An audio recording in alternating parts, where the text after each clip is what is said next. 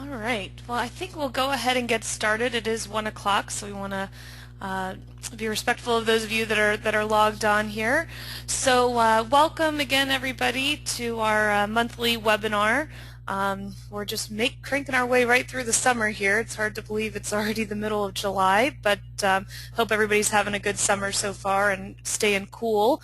It's definitely blazing out there here today. So we're happy today to have Vee Guidry from DuPont here to present on the success that he's had doing compressed gas and steam surveys, steam trap surveys at DuPont. He's got some really great stories to share and obviously some really great results to share as well. Just a little bit about UE Systems. We've been providing ultrasound solutions to folks for over 40 years now. We do have support offices all throughout the world, so that makes it very nice, and one of the things we love the most about doing these webinars is that we can bring together our customers from all around the globe. Even though the timing can be a little tough for some of our folks in India and China and things like that, we do find that they actually do make an effort to sit in on these. So so that's pretty cool to know that we've got such a good cross section of our customers and folks able to join us. Just a little more information about UE Systems if you're interested in this. I'm happy to send it to you. This is just our interactive information kit. It's kind of got everything you need to know or tools that you might need to help you with your ultrasound program if you've already got one up and running. So if this is something you'd like us to email you, just pop a little note in the questions box and I'll be sure to get that to you. And before I welcome Vee, just a couple housekeeping things. We do record these, so once we have this up on our website, I will let you all know. So that way if somehow you have to leave a little early or you've got a colleague that really should listen in, you'll have that opportunity to do that on your own time and schedule. And also, we're always very happy to get questions, so you'll see that you do have that opportunity. There's a questions box. You can type those in. If you've got something about, clarification around something Vee has been talking about, we might try and cut in and ask that in the middle of the presentation. Otherwise, we might plan to just hold those till the end. So we'll kind of play that by ear. But definitely, we welcome those questions and feedback and so on and so forth. So we're really excited to have Vee here. As I said before, he actually came down to our Ultrasound World Conference back in May, just a couple months ago, and gave us this story, and we just loved it so much and loved hearing all the great things that he's been able to do. Makes us proud, so we were happy to have him come and share it with a larger audience here today. So without further ado, Vee, I'm going to pass the screen over to you and let you take it away. All right. Good afternoon, everyone. Hopefully y'all can see the screen that's up right now. Maureen, you got it? Yep, I see it. All righty. So again, good afternoon, and thanks for joining in. What I'll do today is I'll talk about some of the things and items that I do as far as DuPont in my travels to different sites, doing surveys for compressed gas leaks and steam traps. And this will just give you a little flavor of what I do for the company. I've been with the company going on 32 years. I've been doing a lot of compressed gas surveys, deal mostly with the energy engineering group. And for the last 6 years, I've been traveling basically every other week to perform these type surveys. A little bit about DuPont. We have 7 different business units and businesses. And what I do is I have a cross-section of businesses that I cover. I just don't work like in one area. I travel. Actually, I could say I'm a world traveler now because I've been overseas. I've been to Canada, Puerto Rico, so I got some pretty nice places that I go to. About the technology that we use, ultrasonic leak detection technology. We use it to identify and correct items that negatively impact energy use and costs, again, in compressed gas systems. steam systems. We also check vacuum and hydraulics, and actually we incorporate this with a lot of mechanical equipment and components. Technology is quite versatile and has been useful in assessing and troubleshooting a variety of mechanical issues with systems on site, and we feel that this technology is a very important part of our reliability and maintenance toolbox. As we all know, compressed gases cost a lot of money. That's one thing I noticed when I go to the sites, that a lot of people think the compressed gas, compressed air is free. It could be one of the most expensive utilities at some of the DuPont sites, and a lot of times we take this for granted that when we open up a valve we expect to have air or steam or water come out, but if we're not doing our job correctly, we might not get the quality product that we're looking for. And I do these things on a regular basis, but one of the main things is who's looking at these systems at your plant sites. In general, primary purpose is to help our plant sites identify and correct defects that negatively impact the energy use and cost.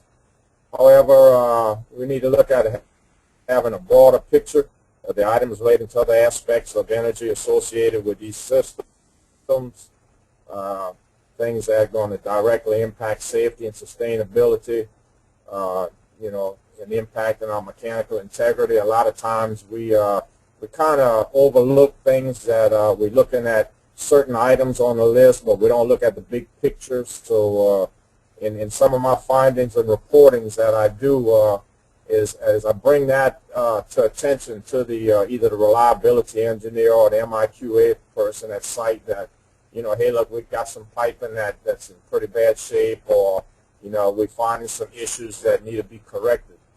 And finally, we attempt to put in place the sense of awareness, knowledge, and tools necessary for sites to achieve the benefits and sustain the best practices. And this is what I do. Trying to incorporate a lot of people on the site, mechanics, operators, engineers, try to get them to come out with me while I'm doing the surveys to help them better understand what some of the issues that we have, out in the field. As far as our plant surveys here at DuPont on the compressed gas systems, we do our compressed gas system leak surveys, which include any type of compressible gas, wet or plant air, instrument air, breathing air, nitrogen, natural gas, and other compressible gases that we survey. And some of the air systems most common and extensive. We have various types of compressors and drives. The majority of ours are centrifugal compressors, but we also have screw and reciprocating compressors. We have some smaller ones that we use as backup or emergencies compressors. A lot of times when I go to a plant site, a lot of their spare compressors are running and they can't figure out why. So when we finish the survey and find that they take one compressor just to keep up with all the leaks that we find, it's pretty amazing of what you can do with this survey.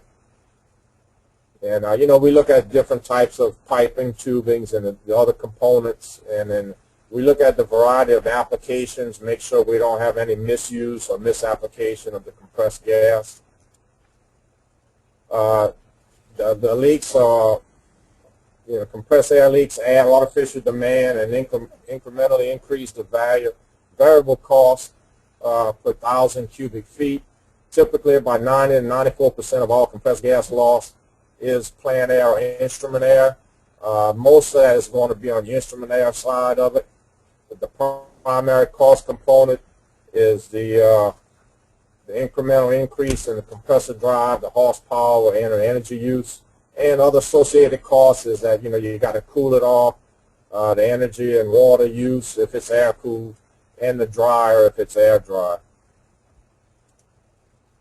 Other aspects of compressed gas or leaks are that they're considered for the safety and sheet impact. You want to make sure that your piping is in good condition, and if you have periodic vents or drains that they're not in the proximity where personnel could get in contact with the air that's blowing off or the noise that's coming up that can really startle you and cause you to have some kind of incident.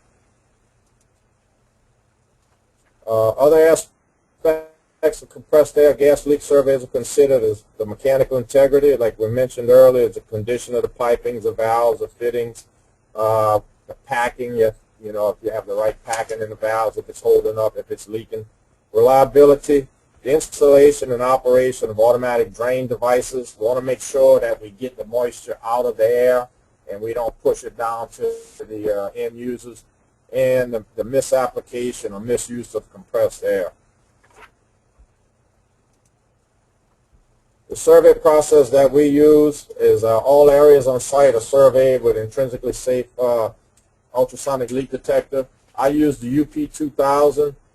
They also we recommend the use of the UP9000, which is also intrinsically safe. Once the leaks are identified, I have some yellow notification ID tags, and it's a two-part tag, and it's got a lot of information on it as far as the area that you're surveying, the date, the type of leak, the equipment number, and all this is going into correspondences. Like we use SAP here within DuPont, so a lot of information is right out of the computer for SAP stuff. But we fill it out, we tear the tag in half, and then we hang part of the tag with the ID number on it at the leak. That way the people can go ahead and find it. Also, the leaks that we find are written up on the spreadsheet. We use that for work order generation and cost avoidance calculations.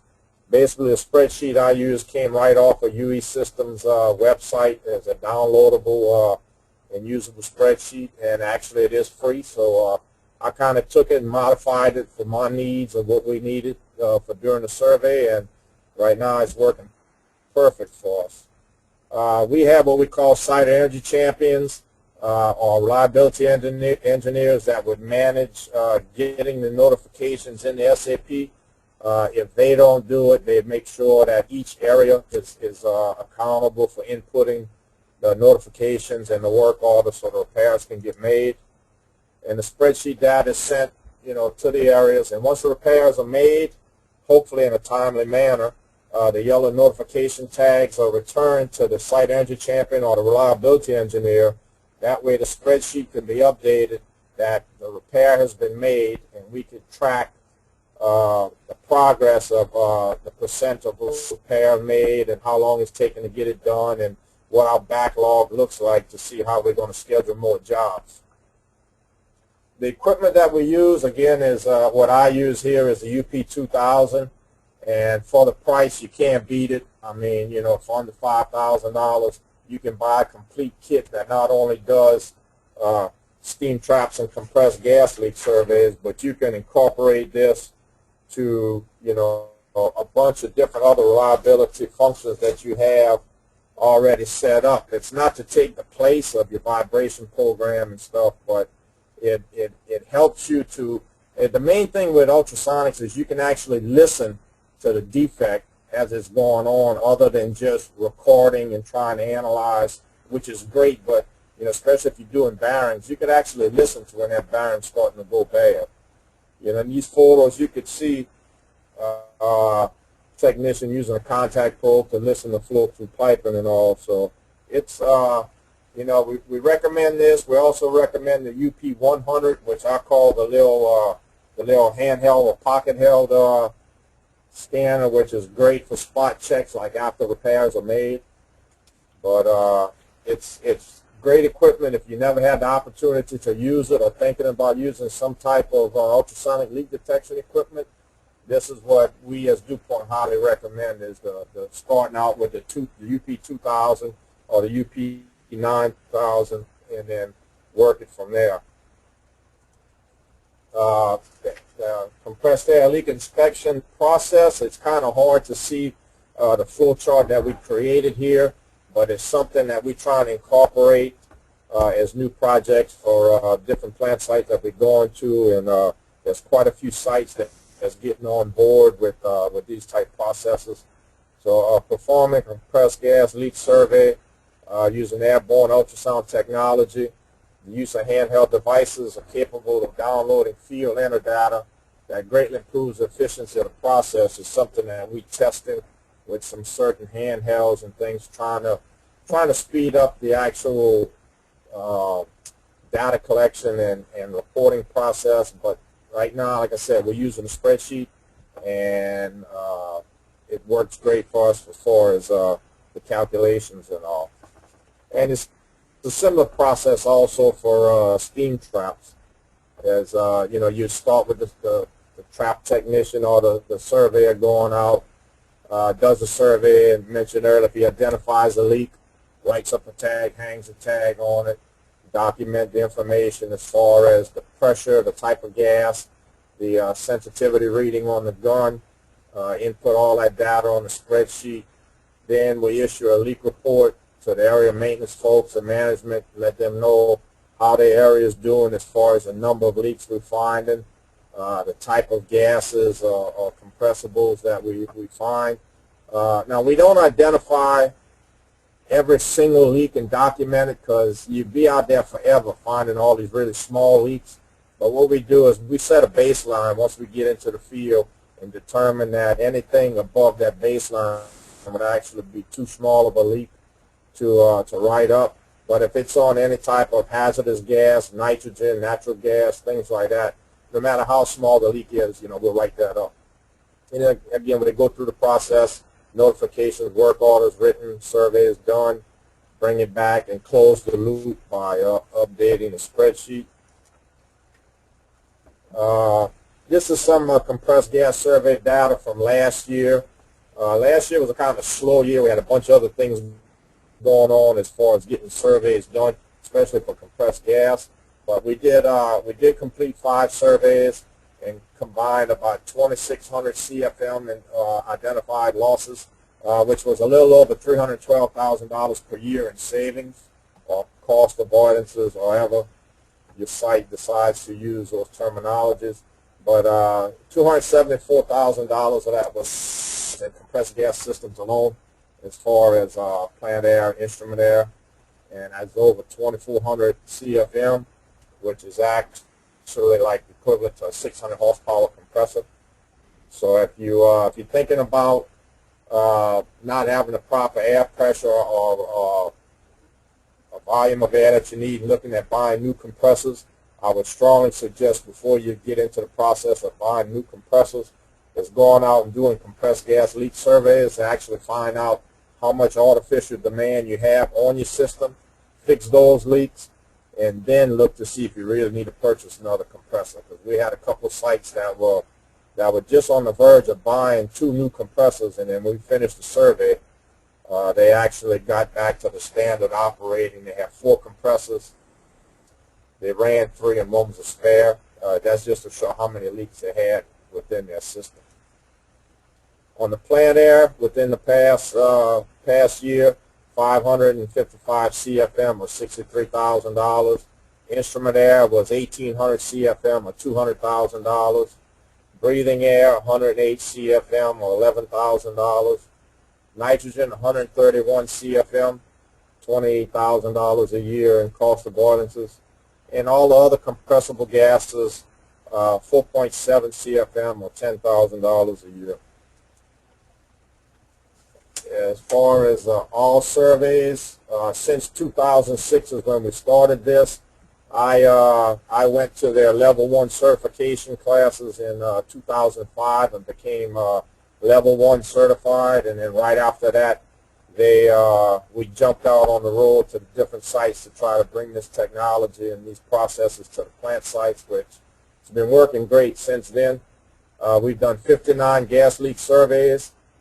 289,000 CFM in compressed gas leaks were identified. Over $4.5 million in savings, $3 million in compressed air systems, 2,600 CFM.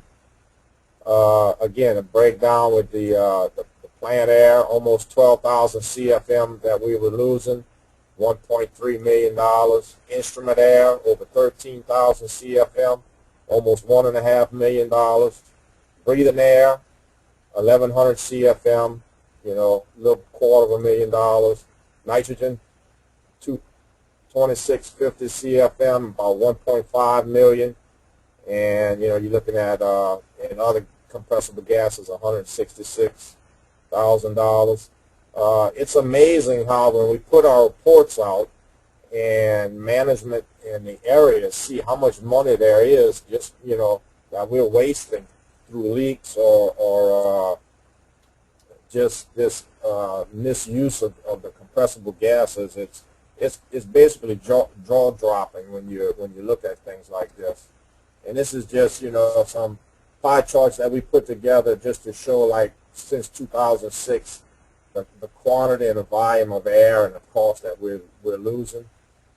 You can see in the upper left-hand corner that compressed air, which basically our instrument air and plant air, is probably like 80% of all leaks that we find. Some observations and defects. When we go through, these are some of the things that when I'm putting in my final report, that's a couple of the pages or the slides in my PowerPoint that we use is observations and defects. Quick hose, quick connect hose fittings.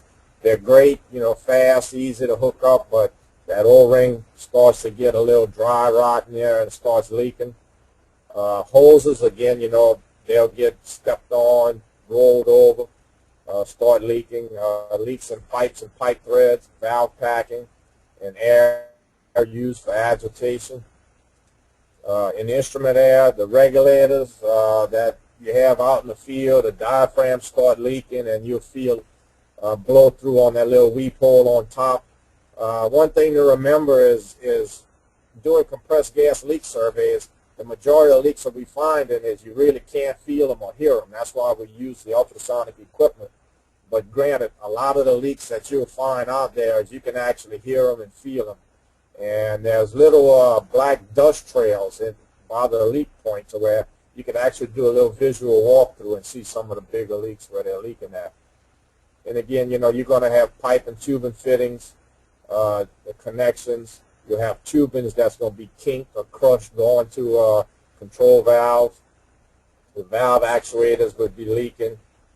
Solenoid valves start blowing through. They'll start having leaks on the bodies. Breathing air, threaded fitting leaks, filter canister, O-ring leaks. If you look, you'll notice that every type of gas we go through, you're always going to see some type of threaded connection leak, and we've had an issue with that for years and years, and a lot of times we would just put a couple wraps of Teflon tape off it, screw it together, and then just walk away. We find that the Teflon tape alone is not really the best sealant. It's actually a lubricant. What we found was we used the paste Teflon, which is a better sealing component, and it helped reduce a lot of our leaks at that point.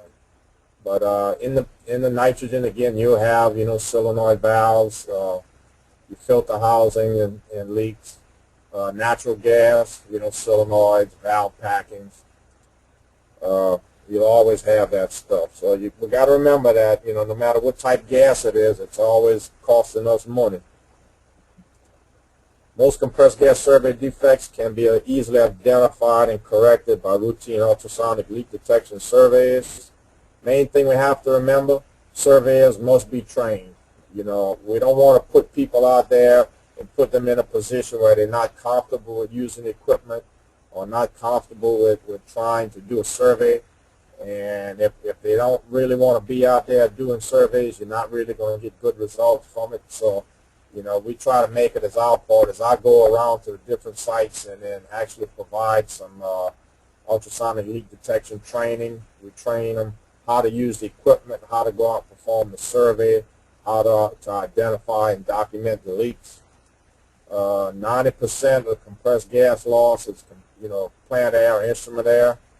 Nitrogen leaks account for only about 9% of the leak loss, but 31% of the saving opportunities, since nitrogen is going to cost a lot more than what our instrument and plant air is. The work that involves removal of instrumentation, tubing, piping, it must be leak checked after the system is re-energized. Go through a major shutdown and you pull in 100 automatic valves to send them to the shop to get repaired and bring them back in. Might have 3 or 4 guys working together. One will install the automatic valve. The other one will take the jumper lines and screw them in hand tight and walk away expecting his buddy behind him to come tighten up everything. Well, guess what? You know, get busy, you miss a few, or, you know, somebody pass by, they look at it, they think it's made up, and then walk away, and we come in and do a survey and find probably about 30% of the valves that were put in or have some type of tubing leak on them. So we have to make sure that we double check our fittings after we make them up. Equipment systems and components can wear, so they must be leak checked on a routine frequency. What we try to do is our frequency within DuPont is at least 1 survey per year for the entire site.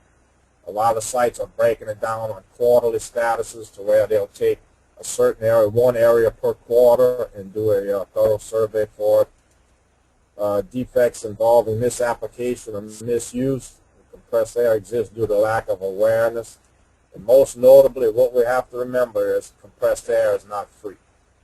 We take that for granted, and, you know, you turn around and you look at trying to have cost savings, cost reduction, you know, things like that, and you talk about, you know, going after the low-hanging fruit. The lowest hanging fruit you could go after as far as savings and repairs is compressed gas leak surveys and steam traps. Now going into the steam system side of it, again, it can be quite extensive. You got your generation facilities. You have thousands of running feet of pipe for your distribution system. You have hundreds to thousands of steam traps. And then you're going to have a diverse mix of steam trap and trap applications in the utility process areas. You know, one thing we have to remember is that, again, we don't want to take these systems for granted. And just because you got a trap there and, you know, you think it's working and just walk away from it, you know, there's procedures in place to do testing. In addition to the efficiency and steam loss, other energy-related items associated with surveying the systems, including improved effective trap condensate system, leak management via best practice applications, also a steam trap and associated steam and condensate pipings. You want to make sure that your steam traps are functioning properly. They can fail open or fail closed. Any subset in between that. We have some traps that either blow through or they may be leaking a little bit, or what we call rapid cycling. We need to confirm the steam trap application and the type and installation. We visually examine the steam supply and condensate piping connections and fittings and the installation. Ease of access of testing and maintenance. One thing we have to remember is there's not a single trap that's basically a one-size-fits-all. You have to identify the application, if it's process, drip, tracing, or heating. Choose the appropriate trap for that application. And the biggest rule of thumb that we try to get people to understand is we don't size steam traps by pipe size, we size them by condensate loads. So if you got a 2-inch line coming off a main header going to where a trap should be, not necessarily want to put a 2-inch trap on it. Coming off of a main header, you could use a 1/2-inch trap to serve the purpose. So that's why we have to make sure we have the right trap for the right application and the right condensate loads. Many years ago, we observed what would be the iceberg effect that's associated with steam traps and steam trap management. You just look at the tip of the iceberg and it shows steam traps and all, but if you're familiar with icebergs, how it's only like 10% of what you see is on top, everything else is on the bottom, and that's what goes down to. You're not only just surveying and, you know, looking at traps, but there's the insulation, the piping, you know, the efficiency of the trap, the quality of the steam. I mean, that's all associated with steam systems that we use within DuPont and throughout different companies. Additional energy-related items associated with surveys. You know, we talk about flash tanks and heat exchangers, making sure we're using those properly. Identifying opportunities to reuse condensate in areas. The boiler, the steam generation. Identify misapplication or poor utilization of steam. Surveys provide an opportunity to identify and assess potential safety, mechanical integrity, and design issues. Safety issues, if main thing you got to worry about in steam systems is water hammer, hydraulic shock, failed closed traps, or isolating or missing steam traps, leaks or vents that can lead to incremental increase in emissions, water use and chemical treatment, and material conditions of insulation, and how much bare piping you have out there. The more bare piping you have, the more the steam is going to condense, the more you can have cases of water hammer. In effect, there's a lot more to managing steam traps, and far greater value can be derived if you maintain the system's approach to steam trap and leak surveys. Through DuPont, though DuPont makes use of process heat recovery, most steam is generated in conventionally fired boilers. We do have some processes that use waste heat, so the steam cost would be considered cheaper, but just because it's cheap, that don't mean we don't have to do steam traps.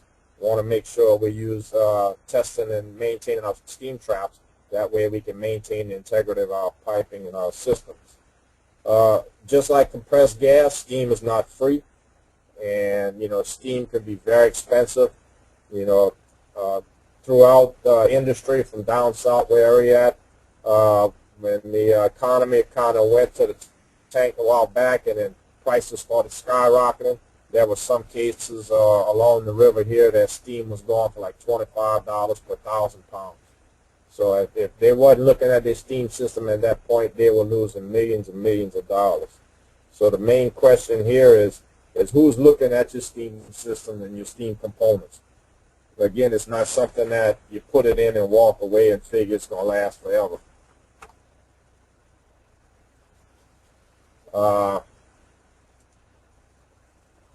Steam systems, also the potential safety for mechanical integrity issues, system discharge, flash steam, the proximity of personnel, vehicular traffic. You have to worry about thermal burns, either direct or indirect contact.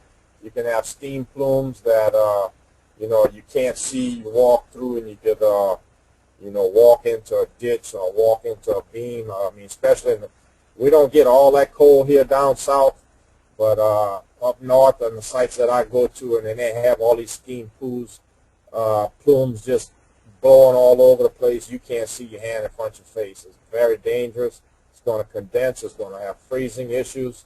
Not only that, it's the noise that's associated with trap discharging, and steam and condensate can be very erosive, and you can wear out piping.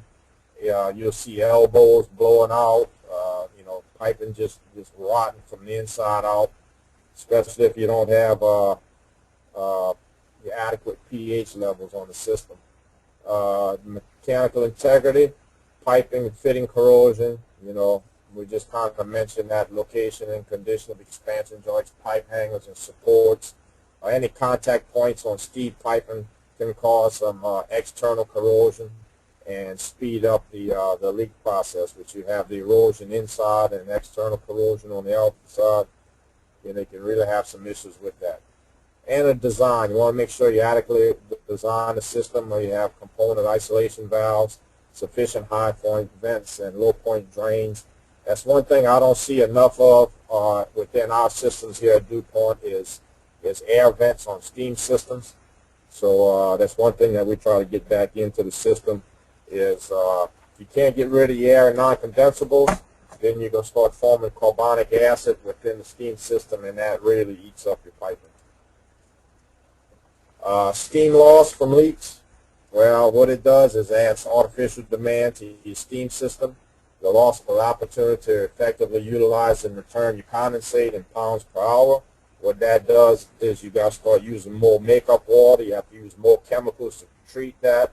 So now your steam cost is starting to get elevated because you're not returning the condensate like you should. Because the condensate is already hot and it's already treated.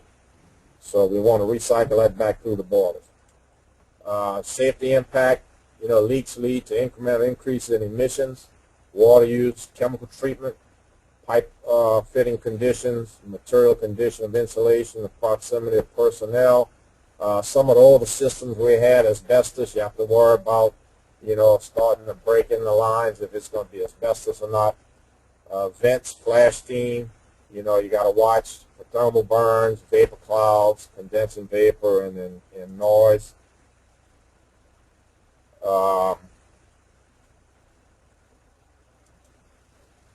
There we go. And reliability, does the existing mechanical isolation valves function properly? That's something that we should do on a regular basis, is try to use, open and close the valves, run them through a cycle. I don't have to close them all the way, but just want to make sure that when you need to close that valve, if it's an emergency or if it's something that you have to do, is that valve is going to close and it's going to hold. So again, it's not just we check steam traps and walk away from it. We look at all of these different conditions and pipings and valves and fittings. The leak process that we use is very similar to compressed gas. We typically employ 3 test methods for steam traps. It's visual, sound, and temperature. When surveyed, all the traps are checked using intrinsically safe ultrasonic leak detector. I also have a little small infrared camera that we can take a thermal image on the trap. Very good, very handy for troubleshooting and all. Once a defective steam trap identified, there's a red leak tag that I hang on the trap, and it's actually at the point of the trap. You got the trap number on it and a brief description. The purpose of us hanging tags at the leak point or at the defect is to help identify the mechanics that go out in the field, not only to find the trap to repair it, but it lets other people know that, hey, what's this tag here? There's something wrong. Why is there something wrong?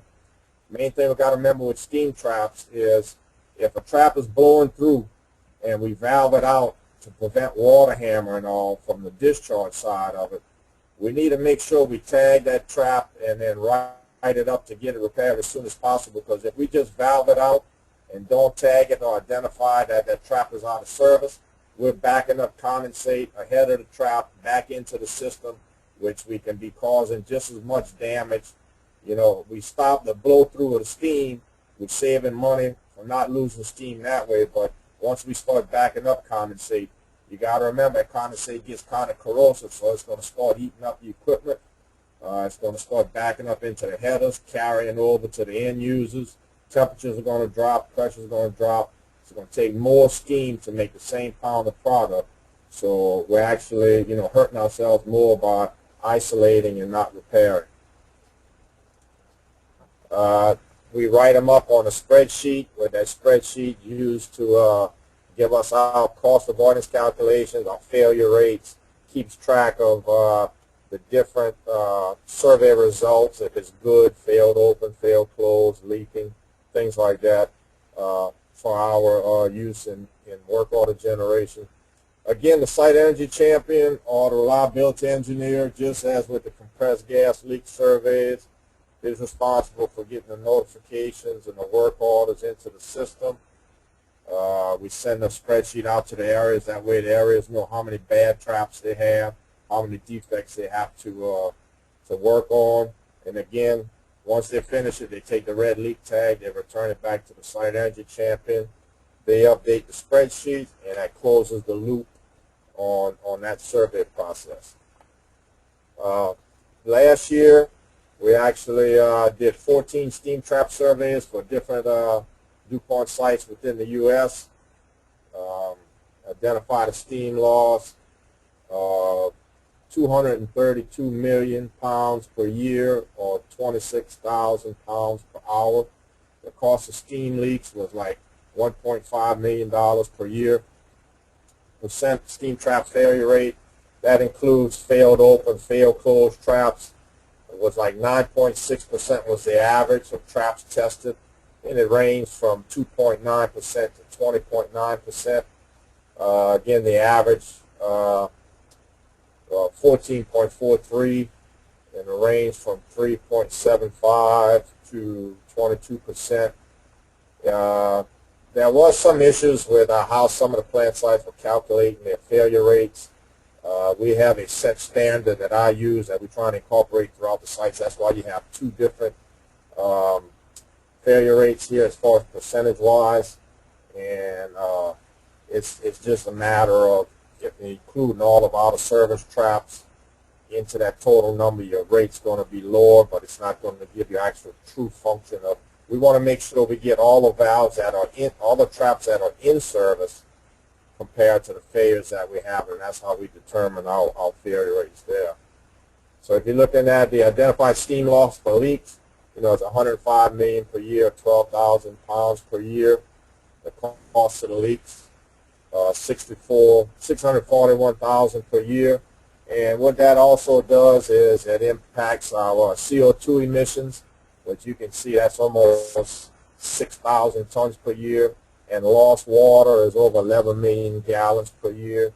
And that's just with steam leaks alone. That's not including the steam traps that are discharged in the atmosphere, which is an additional water loss for us.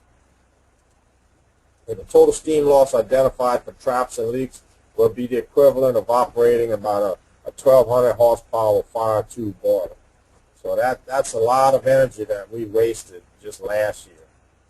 Now, all the survey data that we've done since 2006, we've conducted 59 steam trap surveys and steam leak assessments. And basically what I do is I combine my steam leak assessment along with the steam trap survey. So you actually get like two surveys in one. Identified steam loss is almost 1 billion pounds or 16,000 pounds per hour. The cost is over $6 million just in trap leaks, percent failure rate. On average of the traps in service is 14%. If you notice the top one is the traps tested, 9.4%. That's including all your out-of-service traps or closed traps that we actually touch that trap and say that we identified it as the status of either out of service or cold, and that would be included into the failure part of it. But if you look at the ones that we do is just the traps in service itself, the actual failure rate is about 14% on average. Identified steam leaks, the loss from steam leaks is over 500 million pounds or 8,500 pounds per hour. The cost is almost $4 million per year. And again, with the CO2 emissions is 34 tons and 68 million gallons of a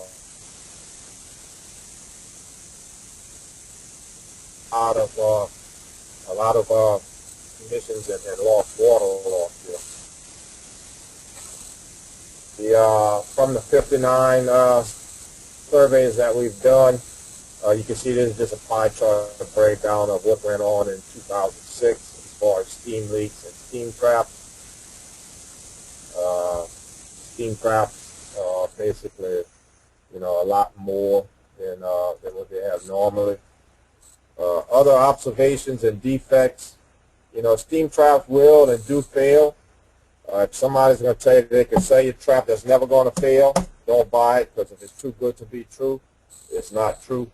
Traps will fail. Again, they can fail open or they can fail closed. When they fail open, they either blow through, rapid cycle, or leak.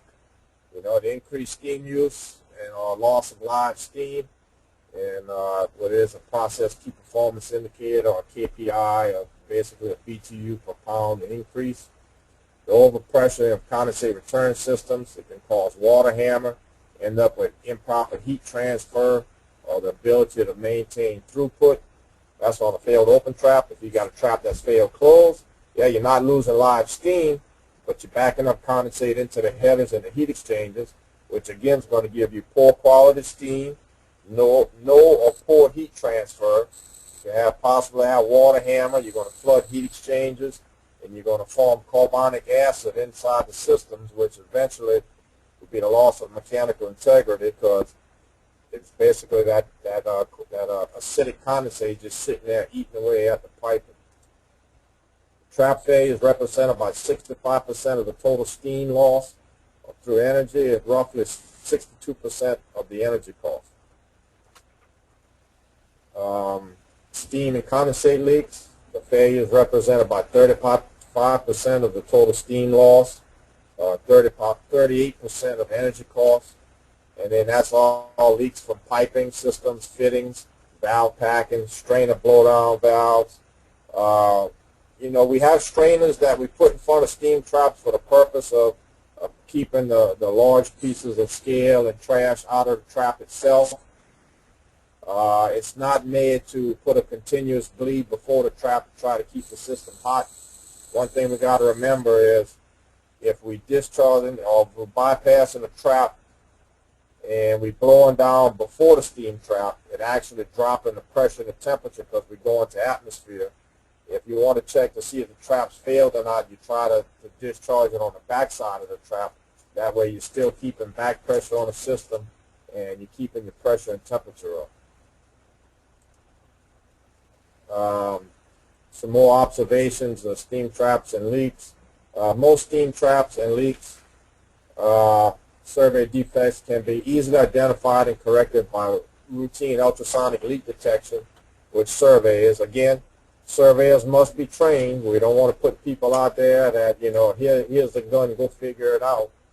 And the steam trap maintenance personnel must be trained also because, you don't want to go out there and put a brand new trap in backwards or upside down and walk away from it, and then the trap doesn't work, and you get criticized because you put a new trap in, you blame it on the trap, but you can't really blame it on the person if he hadn't been trained properly on how to install steam traps, because you got to remember that all steam traps are position sensitive, and if you don't install them correctly, they're not going to operate properly.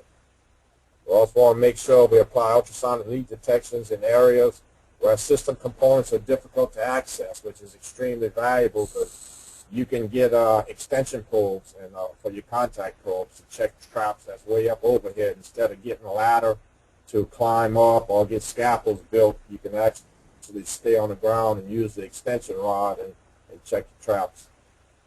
Defects involving misapplication and misuse of steam systems, they do exist, and then due to the lack of awareness or complacency is, if you got a bad active trap that keeps failing and we keep putting the same type trap in there and expecting different results, well, guess what? It's not going to happen. That's when you have to look to see, why is it failing? Do we have the right trap for the right application? And is it sized correctly?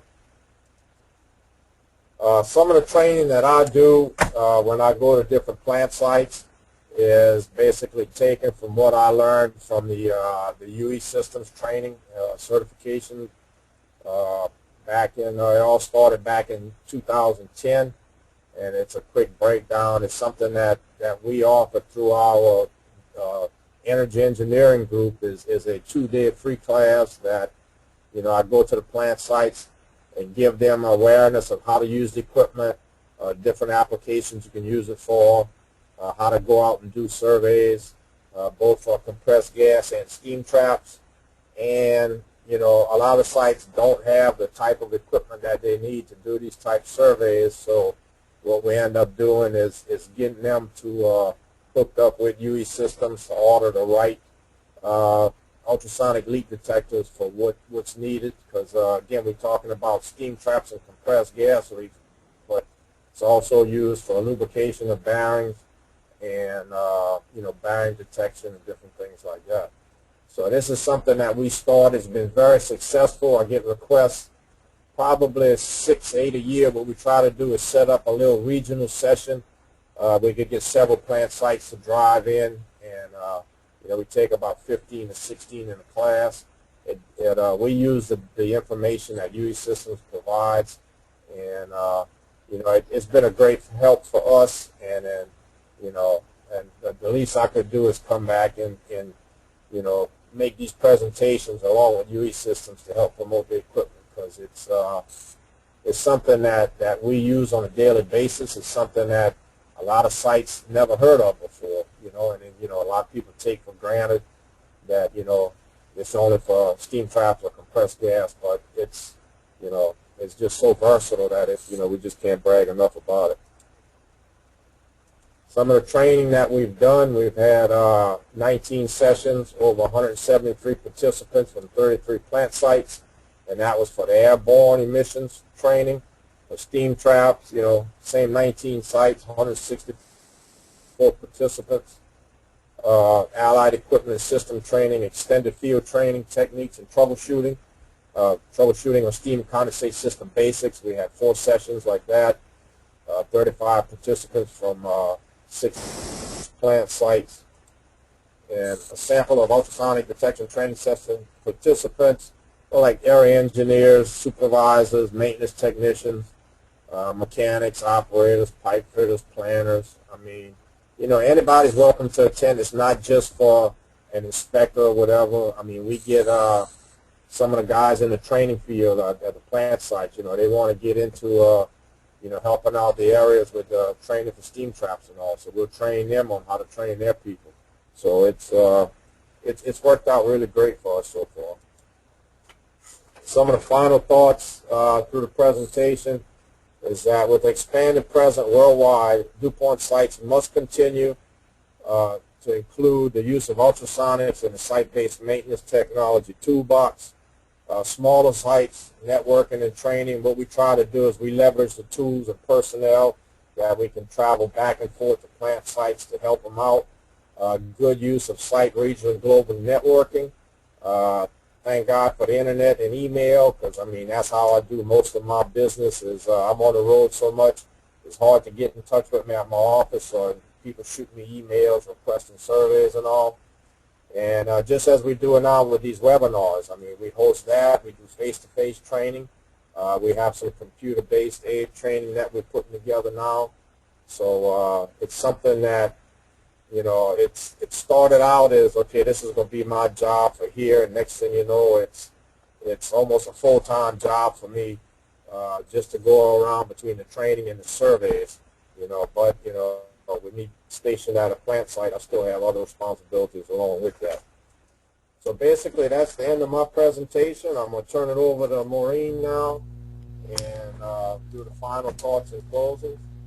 All right. Well, thank you, Vee. That was really good information, and there's definitely been quite a few questions that have come in, so hopefully we've got a little bit of time here to have you take some of these, and any that we don't get to, we'll definitely follow up with you after the session, so we make sure everybody's questions get answered. But Vee, just a couple of them here. One good question. So, what was kind of the driving factor, looking back to 2006, or probably even a couple years before that, that DuPont kind of gave the marching orders to put this program in place? Was it, it's part of an energy savings program? Was it just completely cost-based, safety? What were kind of some of the drivers there? It was basically energy-based. We have regional hubs within DuPont that has energy engineers stationed there, and basically it all started out probably about 2004 or so, is when we had a little meeting within the Gulf Coast about trying to figure out what we wanted to do with steam traps and all, and there was a person there who is now my supervisor, my boss, Dan Dvorak, out of Nashville, Tennessee, asked me if I could help them out to do a survey at a plant site for steam traps, because they never had one done before, and not knowing after I finished that one that I would be booked every other week, a year in advance. But yes, it started out as being energy related, and it's just like a snowball effect as word got out that what was going on, and a lot more people got interested in it, and they actually realized not only the energy conservation side of it, but the savings and the safety aspect of doing these type surveys. All right, great. And you mentioned, or we've talked that you've got like over 135 plants, and obviously you're doing all this training, and you're trying to get folks trained up so that they can do these inspections. But about how many of those 135 plants have qualified people that can do these, or are you finding yourself that you really have to be at all of those surveys? I guess just like anywhere else, we have so much turnover in positions. A lot of the sites have resident contractors that we try to get them to do surveys. I'll train them, but again, the turnover is so much. The original plan and the plan still is to have each site do their own surveys, but with a lot of sites, cutting back and things like that, we don't have the manpower for things. So it's basically they're relying on me to either go there and work with the guys that they have identified as what we call steam system mechanics. But, like I said, we prefer the sites to do it themselves, but, I guess right now they're basically relying on me. Hopefully that answers the question. Yeah, that's good. Another question, back to kind of towards the beginning of the session where you're talking about your compressed air systems. What do you find is the biggest culprit of those leaks? Is it the fittings, disconnects? Is there any one main culprit? There's several. The main ones that's easily fixable is the tubing fittings connections that are loose. You can go by and tighten up probably 30% of the leaks that you find. From that, you would go to the pipe sealant, thread connections. We have a lot of issues with those, and your mechanical failures of your regulators, and those three regulator diaphragms leaking, threaded connections, and tubing fittings.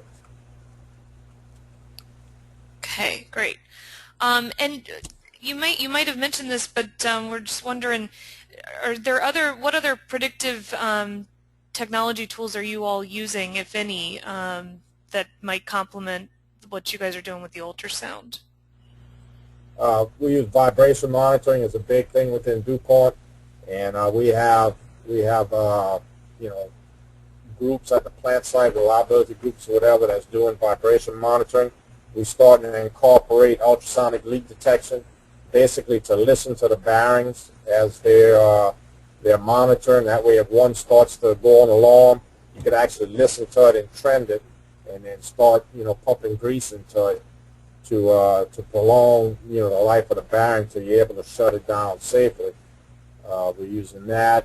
We also use it to set vent valves on certain type of tanks. Like we have some diaphragm tanks that have to be vented, and there's procedures. You crack the valve, quarter turn or 2 turns.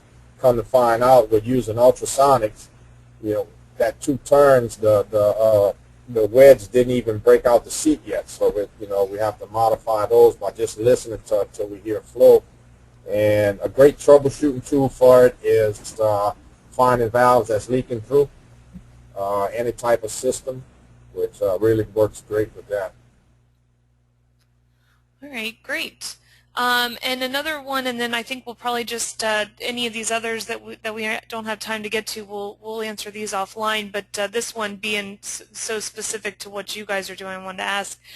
Someone's just curious. You talked about the site energy champion, and just wondering if that's a full-time position, or is that something someone takes on in addition to whatever their other responsibilities are. Maybe you can explain a little more about how that works. Oh, I wish I could explain that. As they tell you, it's only going to be 25% of your time.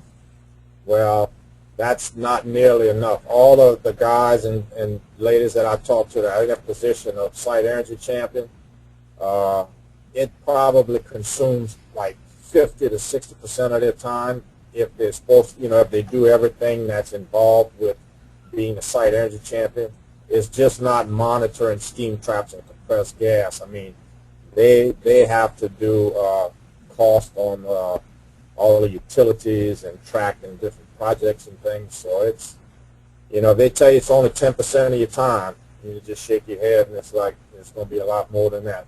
We wish it was full-time jobs, because I mean, just like mine. I mean, I've got like 3 full-time jobs that I'm doing, but it's really hard on that person because they get so much stuff thrown at them, and you really have to be organized to do that. But if some of the people out there thinking about creating a role as a site energy champion, I would bet that would be about a 75 to 80% time that would be involved in doing that role if it wants if you want to do it right, correctly.